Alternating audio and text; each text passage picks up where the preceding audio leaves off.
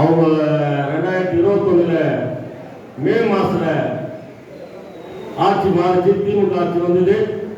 September மாசத்திலேயே மீண்டும் தொடரான 3 மாசம் அது அந்த சிபிஎஸ்ஐ எதனால் நாங்கள் அதை தொடர்ந்து போனோம் என்று சொன்னால், இவருடைய தமிழக முன்னாள் முதல்வர் சொன்னார்ல, ஜாக்டோ போராட்டத்தில், அரசு போராட்டத்தில், சத்துணவு போராட்டத்தில், அங்கன்வாடி போராட்டத்தில், பல்வேறு போராட்டத்தில் சொன்னார்ல, இவர் கண்டிப்பா பென்ஷன் கொடுத்துருவாரு, நம்முடைய தோழர்கள் அதை விட்டு சிபிஎஸ்ஐ இல்லைன்னு சொன்னா நாளைக்கு நம்ம பென்ஷன் வாங்க முடியாது என்கிற இயக்கத்தோடு அது பின்னாடி சுற்றி மீண்டும் அந்த சிபிஎஸ் தொகை தொடரலாம் என்று ஒரு அரசாணை வாங்கி கொடுத்தது. நம்மளுக்கு கூட இருக்கிறாங்க கிராம உதவியாளர் சங்கத்தில் ஒரு 2 சங்கம் இருக்கு, அவங்களாம் வாங்கி கொடுத்து சொன்னா அவங்க ஃபைல் நம்பர் சொல்லுங்க, ஜியோ சொல்லுங்க. இந்த வருவாய் கிராம உதவியாளர் சங்கம் தான் மீண்டும் பிடித்தம் செய்ய இந்த உத்தரவை பெற்று வருவாய் கிராம உதவியாளர் சங்கம் அது வாங்கி கொடுத்தல. அதுக்கப்புறம் பாருங்க, அதை சொல்லிட்டாரு அவர் தலைவர் சொல்றாரு, இல்லைன்னா அது கூட நிறைய விஷயத்துல போவேன். நான் ஒரு இலக்கை நோக்கி போகும்போது நம்ம சிதற விடுறோம், நம்மளுடைய மெயின்ட திசை திருப்புறோம். நேரடியா நம்ம தாக்கப்படுற மறைமுகமா போய் ஒருத்தர் மேல தாக்குற மாதிரி இந்த அரசாங்கம் போராடி கொண்டிருக்கும் போது சமூக நீதியை பத்தி பேசுறாரு, சமூக அக்கறை பத்தி பேசி முன்னாள் முதல்வர் அவர்கள் நம்ம தான் அந்த வேலையை பார்த்தோம். ஒரு கிராமத்தில் ஒரு காலத்தில் மாற்றுத்திறனாளி இருக்கிறவங்களுக்கு 65%, 70%, 80%, 70%, 65%, 60%, நாம தான் அன்னைக்கு கொடுத்துன்னு வந்தோம். நம்ம தான் ஆஸ்திரேலியா 35% குழந்தை கொடுக்கணும் பண்ண. அப்படி செய்யக்கூடிய முன்னாள் முதல்வர் அவர்கள் வருவாய்த்துறையில் எத்தனை 1000 பேர் மாற்றுத்திறனாளியாக இருப்பாங்க. மிஞ்சி போனா இந்த 12,000 பேர் இன்னைக்கு பணியாற்றும். இதுல ஒரு 400 பேர் இருப்பாங்களா? 400 பேர் இருப்பாங்களா? சிந்திச்சு பாருங்க. இவங்க வராதுல பணியாற்றக்கூடிய கிராமங்கள் மாற்றுத்திறனாளி ஊருக்கு போய் 2,500 ரூபாய் கிடையாது. பேர் கமிஷன்ல கொடுத்தானே 1000 ரூபாய் வாங்கி இருந்தது 2,500 ரூபாய் கொடுத்தானே.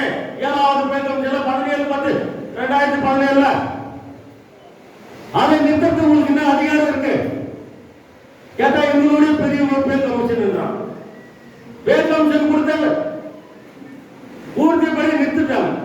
அதுக்கு தொடர்ந்து பேச்சுவார்த்தை, பேச்சுவார்த்தை, செக்ரட்டரி பேச்சுவார்த்தை, ஜேசிஆர் அமைச்சர், அதெல்லாம் அந்த பேச்சுவார்த்தை நான் சொல்றது பிடிக்குது. சொல்ல போனா டைம் நான் எங்க எடுத்துக்குதுன்னு தெரியல. நான் கேட்ட கேள்வி அமைச்சருக்கு மயக்கம் அந்த பசி மயக்கம் வந்துச்சு, நாளைக்கு பேசிக்கலாம் பேச்சுவார்த்தை விட்டுட்டு போனாங்க. இதே அமைச்சர் நம்ம சிஆர்ஐ ஆபீஸ்ல உட்காந்து பேசுறோம். நான் கேட்க வேண்டிய கேள்வியெல்லாம் கேட்க நம்முடைய மாநில அமைப்பு செயலாளர் கூட இருக்காரு, ஓய்வு பெற்ற சங்கத்துடைய இவரு பொருளாதாரம் வரல, மாதவன் ராஜேஷ் லாண்டர் நம்ம பொருளாதாரம் கேள்விக்கார ஒன்றாம் ஆயிடுச்சு, அமைச்சருக்கு மயக்கம் நாளைக்கு பேசிக்கலாம். இந்த அதிகாரிகள் இதெல்லாம் அதிகாரம் மேலே இருக்குன்னு சொன்னாங்க. நான் கேட்கும் போது சிறப்பு காலம் ஊழியர் போட்டதுக்கு ஜியோ கொடுங்க, நாங்க ஏற்றுக்கிறோம். இந்த மாற்றுத்திறனாளி கொடுத்த பணத்தை கட் பண்றதுக்கு யார் அதிகாரம் கொடுத்தா? பெரிய இடம் பே கமிஷன் அவங்க போட்டாங்களா 303 ஜியோ போட்டாங்களே, அதுல 26வது பக்கத்துல இருக்குல்ல மாற்றுத்திறனாளி உறுதிப்படி, அதை குறைக்கிறதுக்கு யார் அதிகாரம் கொடுத்தாங்க சொல்லுங்க. அதை சொல்ல இதெல்லாம் அசம்பிளி யாரு? ஒரு அமைச்சர் தானே இவர். அசம்பிளியில முதல்வர் கிட்ட சொல்லல, உயரதிகாரி செக்ரட்டரி நீங்க உட்காந்துக்கிறீங்க, சிஆர் எங்க துறை தலைவர், துறையுடைய இணை செக்ரட்டரி உட்காந்துருக்காங்க, பைனான்ஸ் செக்ரட்டரியில இருந்து வந்திருக்காங்க அண்டர் செக்ரட்டரி. இதுக்கு மேல அசம்பிளின்றது என்ன? ஆட்சி செய்வது ஆட்சி ஆள்வதும் இங்கதானே உட்காந்துக்கிறீங்க. இதெல்லாம் கேள்வி எழுப்பினால் அந்த மாற்றத்தினால் ஊர்த்திப்படியே மீண்டும் நம்முடைய தேசிய வந்திருக்காரு பிரகாஷ் ஐஏஎஸ் அவர்கள் தான் அதை நடைமுறைப்படுத்தி மீண்டும் 2024 ஜனவரி மாதம் 22ஆம் தேதி அதை நாம் மாற்றுத்திறனாளி ஊர்த்திப்படி வாங்கி கொடுத்தது நம்முடைய வருவாய் கிராம சங்கமங்கள் மாற்று சங்கத்திற்கு இதுக்கு மாற்றத்தை கொள்ள யாருக்கும் அருகதை இல்லை என்பது இந்த நேரத்தில் மாற்று சங்கத்தை நிர்வாகிகளை பற்றி நான் குறை சொல்ல மாட்டேன். ஏனென்றால் இதை பெற்றுக் கொடுத்தது இந்த வருவாய் கிராம சங்கம் தான். அது மட்டுமா, நீங்க எஸ்ஐஆர் பணியில பணி பாக்குறீங்க. நீங்க பிஎல்ஓ பணி பார்த்தீங்க 7,500 12,000 நாங்க வந்து இந்த எஸ்ஆர் பணியை புறக்கணித்து பெறா கூட்டத்தில் போடும். சீஃப் கமிஷனர் எலெக்ஷன் கமிஷனர் பார்த்து இன்னைக்கு உயர்த்த கொடுத்தோம். அது மட்டுமா இத்தனை தடவை வந்து பூத்துல பார்த்தீங்க இந்த வருஷம் 1,700 ரூபாய் வாங்கினீங்களா இல்லையா? ஒரு மாதம் சம்பளத்தை கேட்டோம். இன்னைக்கு வந்து 1,700 ரூபாய் 800 ரூபாய் கூடுதலா போட்டு கிராம நிர்வாகம் கொடுத்துட்டாங்க. இன்னைக்கு அந்த அந்தஸ்துல கொண்டாந்து வச்சிருக்கிறோம். இது மட்டும் இல்ல, இந்த நாம் வந்து ஏன்னா தலைவர் அந்த ரோட்ல அந்த கதையெல்லாம் நான் சொல்லிட்டாரு. ஏன்னா நான் ஒருங்கிணைப்பாளராக அந்த விஷயங்கள் எல்லாம் பார்த்தோம். இன்னும் டைம் எடுத்துக்கிட்டா உங்க மாவட்ட நிர்வாகிகள் நிறைய பேச வேண்டியது இருக்கு. இன்னைக்கு பார்த்தீங்கன்னா இது இன்னொரு மாசத்துல நீங்க வந்து சம்பளத்துல வந்து பாதி வந்து அரசியல் படி வாங்கிக்கலாம். உங்களுடைய கோரிக்கை அந்த சிபிஎஸ் கிடைக்கிற வர அந்த சிபிஎஸ் வந்து ஃபைல் போட்டாச்சு. ஃபைல் வந்து இவங்களுக்கு அரசாங்கம் வழங்கும். நம்மளால இந்த பிடித்த 1000 ரூபாய் அரசாங்கம் 1000 ரூபாய் போட்டு நாம வந்து அதை நிலையான அரசாணை இந்த கேப்ல புதிய ஓய்வு முறை ஓய்வூதிய திட்டத்தில் நமக்கு அரசாணை விரைவில் கிடைக்கும். சிபிஎஸ் நம்ம கட்டிய பணத்துக்கு 10 விழுக்காடும் அரசாங்கம் போடுவாங்க என்பதை இந்த நேரத்தில் உங்களுக்கு வலியுறுத்தணும். இது இந்த விஷயத்துக்கு தான் நாம் வந்து இந்த வட்ட மாநாடுகள், மாவட்ட மாநாடுகள், மாநில மாநாடுகள் போட வேண்டும். ஏன்னா இந்த புதிய அரசாங்கம் வந்து இவங்க கிட்ட இப்ப ஃபைல் போட்டு இப்போ வந்து 3 ஃபைல் போயிருக்கு.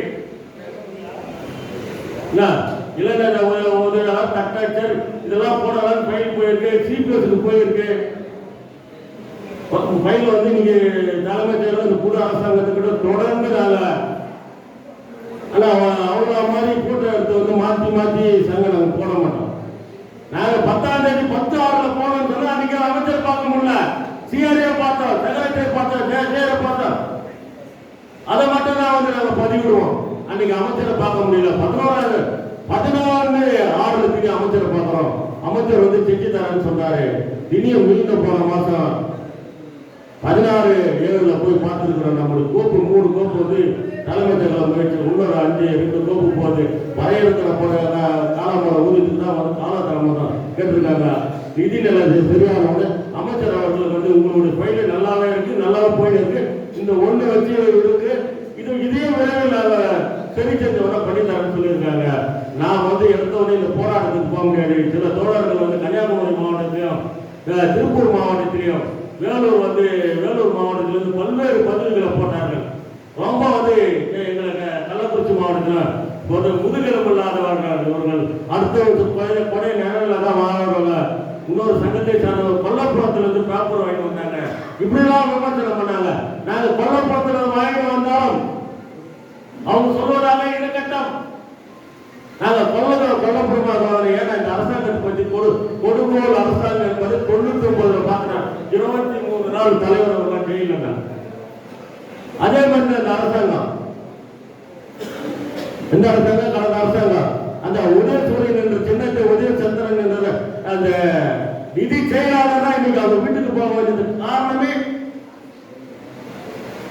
நிதி செயலாளர் உதயசந்திரன் தான் நிர்மாணி. இந்த நேரத்தில் நான் பதிவிடுவேன், அரசியல்வாதி மாதிரி பதிவிடுவேன்.